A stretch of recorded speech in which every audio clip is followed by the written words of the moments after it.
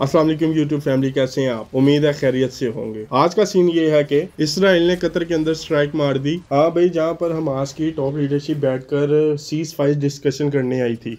Qatar का reaction कि ये एक शेमलेस वायलेंस है इंटरनेशनल लॉ की, और ऑनेस्टली गलत भी नहीं कह रहे ये लोग, क्योंकि भाई दोनों वही जगह हैं जहाँ यूएसए की आर्मी बेस है, और अब इसराइल ने उनके ही गेस्ट रूम में घुसकर धमाके कर दिए। लो है की गल हुई। अच्छा, इसके ऊपर हमास कह रहा है कि उनके सीनियर लीडर जो हैं वो जिंदा हैं, लेकिन 5 लोग मरे हैं। एक हलीलुल हया का बेटा और 3 उसके बॉडीगार्ड, और एक उस ऑफिस का बंदा। मतलब पूरा एक मिनी स्क्वाड वाइप आउट हो गया। अच्छा, अब इधर यूएस की भी कॉमेडी चल रही है। इसराइल ने उन्हें पहले ही इन्फॉर्म कर दिया था, लेकिन ट्रम्प कह रहा है कि अनफॉर्चुनेटली ये इंसिडेंट पीस के लिए अच्छा नहीं है। मतलब दोहा पूरा हिल गया, और वाइट हाउस कह रहा है उप्स भाई, मिस्टेक हो गया भैया, माफ कर दो। अच्छा, इसके ऊपर कतर का भी बड़ा ज़बरदस्त और मज़ेदार किस्म का जवाब आया। उन्होंने कहा कि हमें तब फ़ोन किया गया जब बिल्डिंग गिर चुकी थी। बस कतर वालों का ये कहना रह गया था कि अब क्या फ़ायदा है जब चिड़िया चुग गई खेत, वो भी बैल समेत। और उधर कतर के पीएम शेख मोहम्मद ने डायरेक्ट नेतन्याहू पे इल्ज़ाम लगाया।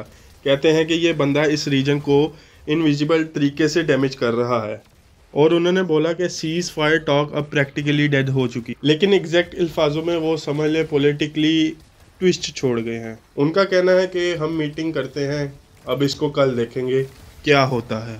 और एक ज़राए से मुझे पता चला है कि कतर सिक्योरिटी ऑफिसर का बंदा भी मर गया है, इसीलिए सऊदीया और यूएई सीधा कतर के साथ भाईचारा शो कर रहे हैं, रिपब्लिक टीवी स्टाइल में। हेडलाइंस होती हैं ब्रेकिंग न्यूज़, मिडल ईस्ट के व्हाट्सएप ग्रुप्स फुल गर्म, सऊदीया और यूएई ने भेजे एंग्री इमोजीज।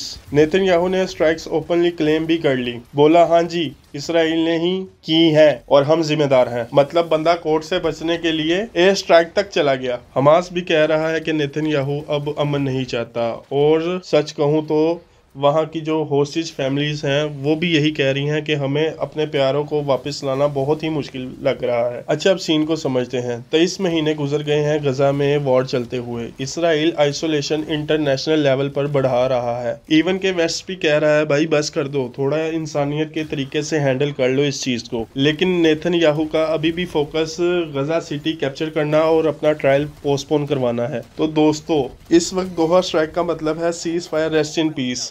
पीस टॉक की वैल्यू अब यूफोन के सिग्नल जैसी है, कभी भी रिलायबल नहीं होता। अब सवाल ये है कि क्या ये सब नेतन्याहू का पॉलिटिकल स्टंट था कोर्ट से बचने के लिए, फिर एक जेन्युइन रिटेलिएशन है? नीचे कमेंट्स में बताओ। और हाँ, चैनल को जरूर सब्सक्राइब करें, वरना अगली दफा ब्रेकिंग न्यूज ये होगी, एक व्यूअर बिना सब्सक्राइब किए ब्लास्ट से भी ज्यादा शॉक हो गया।